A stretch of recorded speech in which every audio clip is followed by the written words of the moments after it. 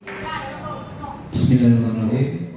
Assalamualaikum warahmatullahi wabarakatuh.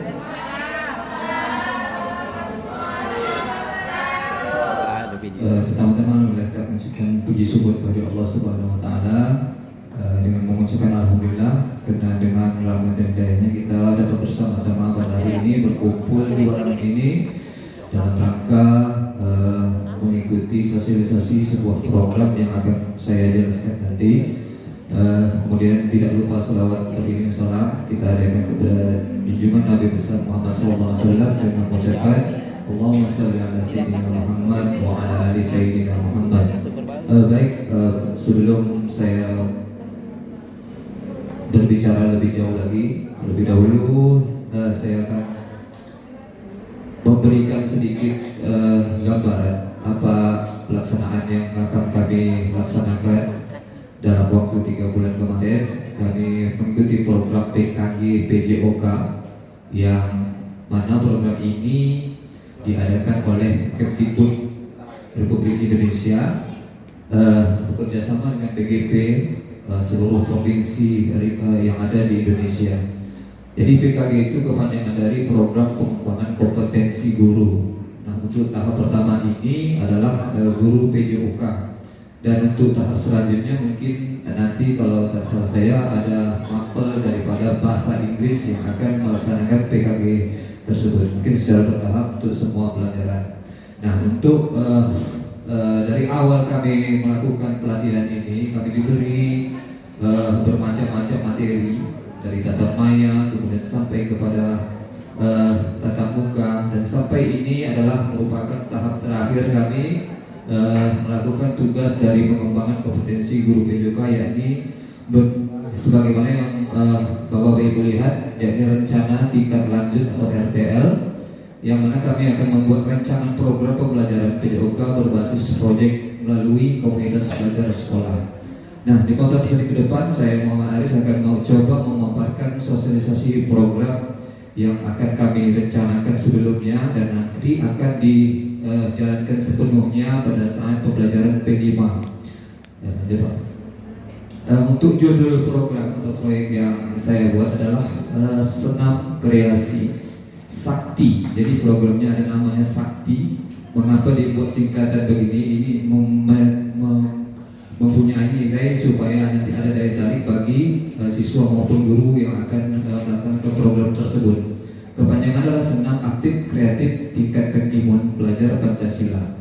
Nah, produk yang diinginkan adalah nantinya adalah sebuah senam kreasi pelajar Pancasila yang nantinya akan dibuat oleh pelajar kita. Nanti akan ada paparan lebih lanjut. Lanjut, Pak.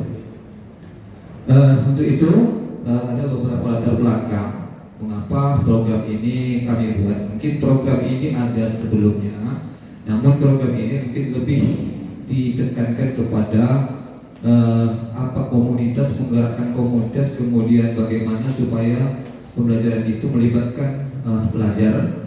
Yang pertama adalah senam irama merupakan salah satu materi dalam pembelajaran PJOK kelas 10, kelas 11, dan 12 atau aktivitas rutin yang dilaksanakan di SMA 2 Bengkalis setiap Kamis pagi. Yang kedua, senam kreasi merupakan kegiatan fisik tidak hanya bermanfaat bagi kesehatan tubuh, tetapi juga menjadi wadah bagi peserta didik untuk mengeksplorasi kreativitas, kerjasama, ekspresikan diri, dan membangun rasa percaya diri, karakter profil Pancasila. Yang ketiga adalah memperhatikan voice peserta didik, yaitu suara-suara dari peserta didik siswa kita, yang mana siswa banyak memberikan ide rancangan senam kreasi. Yang kedua, memperhatikan choice, artinya pilihan peserta didik, kebebasan mereka untuk memilih jenis musik, tempo, dan variasi gerakan yang mereka sukai. Dan yang ketiga adalah memperhatikan ownership, peserta didik memiliki dan tanggung jawab atas proses pembelajaran senam. Jadi dengan memperhatikan suara, pilihan, dan kepemilikan peserta didik, makanya program ini kita buat. Selanjutnya adalah SMA 2 Bengkalis memiliki karakter, jumlah siswa yang beragam atau memiliki minat siswa yang tinggi terhadap seni. Dengan kondisi tersebut, kami melihat potensi besar untuk mengembangkan program senam irama kreasi yang sesuai dengan kebutuhan dan minat peserta didik. Selanjutnya berdasarkan hasil interview atau wawancara kepada peserta didik, orang tua dan guru, serta data pencapaian peserta didik, banyak peserta didik yang menunjukkan minat dan bakat di bidang senam kreasi. Dan terakhir adalah berdasarkan pemetaan aset yang telah dilakukan, kami menemukan beberapa potensi yang dapat mendukung pelaksanaan program senam irama kreasi ini, seperti kita mempunyai lingkungan yang ruang terbuka yang bagus, peralatan yang mumpuni, finansial, pendanaan, kemudian manusianya, guru, kepala sekolah, tata usaha dan ada siswa, kemudian aset sosial berupa mitra ada di sini di organisasi persatuan senam yang bisa kita ajak untuk bekerja sama. Adapun tujuan program tersebut sesuai dengan visi dari guru PJOK yang berpihak kepada peserta didik dan mendukung penumbuhan suara, pilihan dan kepemilikan dalam diri peserta didik. Nah, adapun tujuan yang pertama adalah membagikan praktik baik kepada guru terkait Kombel dalam menerapkan tujuan berbasis proyek yang berpihak kepada peserta didik. Nah, dari praktek baik yang telah ditunjukkan ini, kami guru PJOK nanti kita bisa mengembangkan tujuannya, yaitu memfasilitasi peserta didik berkreasi dan merancang sebuah senam kreasi dengan program sakti senam aktif kreatif tingkatkan imun yang dapat digunakan sebagai aktivitas fisik dalam kehidupannya sehari-hari. Yang selanjutnya adalah peserta didik mempraktikkan gerakan senam sendiri sesuai dengan karakter pelajar Pancasila. Dan yang terakhir adalah peserta didik dapat memimpin senam di kegiatan rutin Senin Kamis dan mempublikasikannya di media sosial. Nah, itu program tujuan programnya, ujung-ujungnya adalah nanti peserta didik dapat memimpin senam di setiap Kamis tersebut dengan gerakan yang tidak hanya senam-senam itu saja yang kita tampilkan.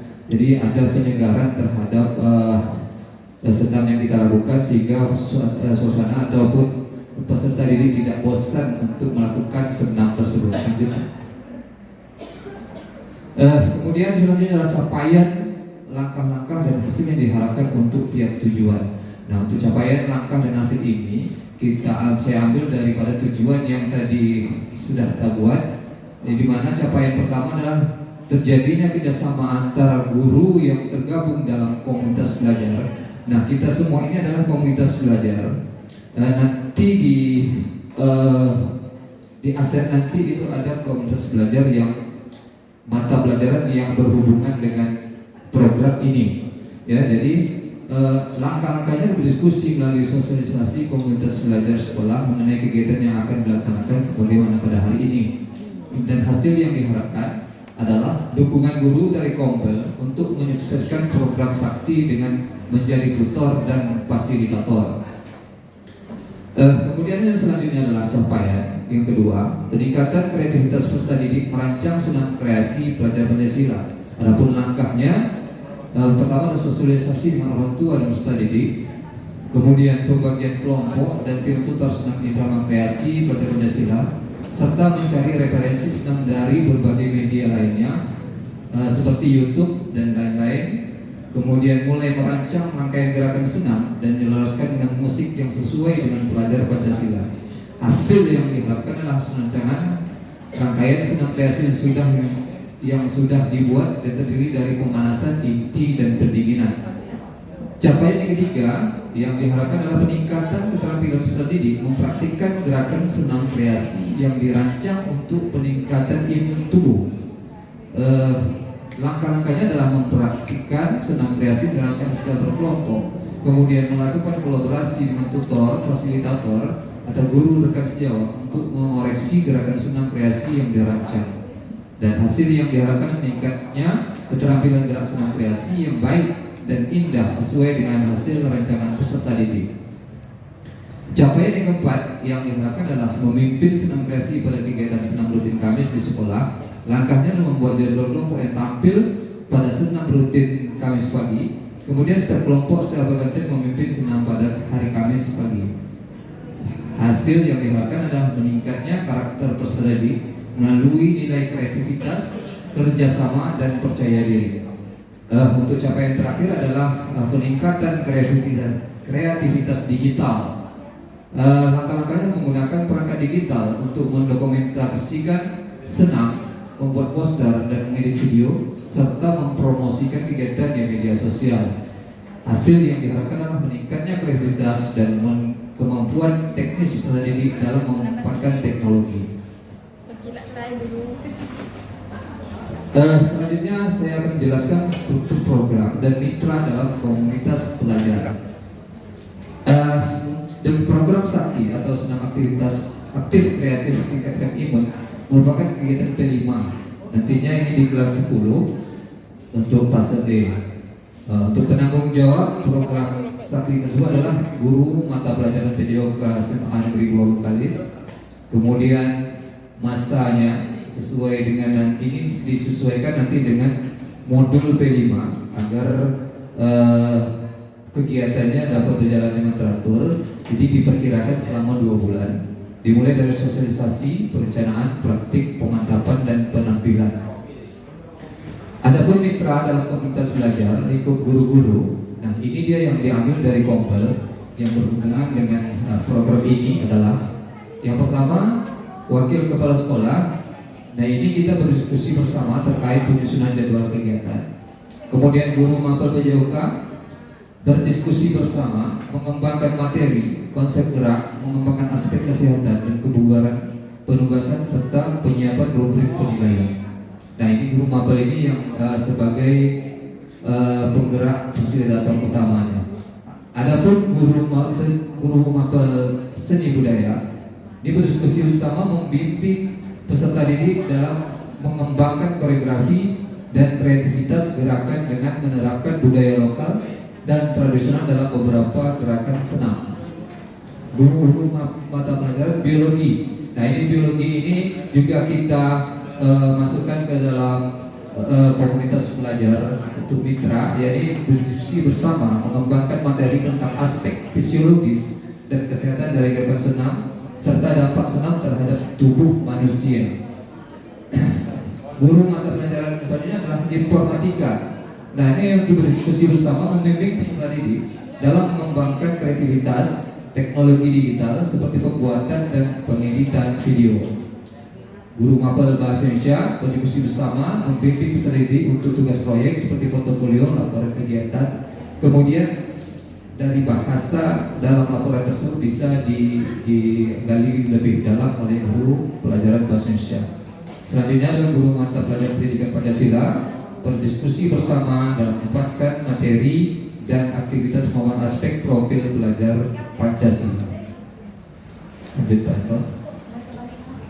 Selanjutnya adalah kapasitas atau aset yang dimiliki kelas atau sekolah. Yang pertama adalah aset sumber daya manusia. Nah, kami melihat bahwa aspek sumber daya manusia ini sangat potensi sekali di sekolah kita.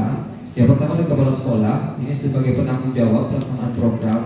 Kemudian guru PJOK, fasilitator utama, pelaksana program Sakti. Kemudian guru seni, informatika, biologi, pendidikan Pancasila, bahasa Indonesia, pengembangan materi, dan sebagai penilai kegiatan. Kemudian dilibatkan juga wali kelas, fasilitator pendamping kegiatan. Selanjutnya adalah peserta didik atau siswa, peran utama pelaksana kegiatan senam kreasi. Aset lain ada aset fisik. Kita punya lapangan sekolah, ruang kelas, labor komputer, sound system, alat, dan ruang olahraga untuk mendukung senam. Selanjutnya aset finansial, kita punya dana BOS, POSDA yang mencukupi untuk kegiatan ini. Selanjutnya aset lingkungan, kita punya lingkungan yang indah, hijau, dan asri. Kemudian kita ada lagi terakhir adalah aset sosial. Ini bekerjasama dengan mitra organisasi olahraga yang berhubungan dengan senam tersebut, jadi persani diundang secara berkala untuk memberikan bimbingan. Kemudian selanjutnya adalah rencana evaluasi. Ini untuk penilaian. Ya, untuk penilaian ada 3, yakni penilaian formatif, penilaian sumatif, dan penilaian afektif. Nah, untuk penilaian formatif selama kegiatan program ini ada pada saat latihan dan pelajaran. Untuk memberikan umpan balik langsung dilakukan oleh guru atau fasilitator. Jadi penilaian ini tidak dalam jangka waktu lama. Pada saat mereka latihan itu diberi penilaian. Kemudian pada saat pembelajaran, setiap tatap muka pembelajaran itu harus diberikan penilaian formatif kepada siswa. Kemudian penilaian sumatif, pertunjukan atau penampilan senam kreasi yang penilaian ini dilakukan oleh guru atau fasilitator. Selanjutnya penilaian afektif, penilaian penanaman nilai-nilai Pancasila selama proses pembelajaran dan latihan dilakukan oleh guru atau fasilitator. Adapun alat pengumpulan nilai itu berupa observasi langsung, refleksi, dan wawancara.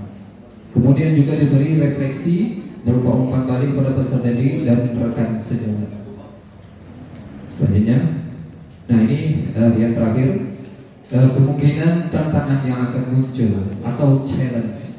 Dan di sini ada gambar kami pada saat PKG. Di sini adalah challenge kami pada saat pelaksanaan tatap muka.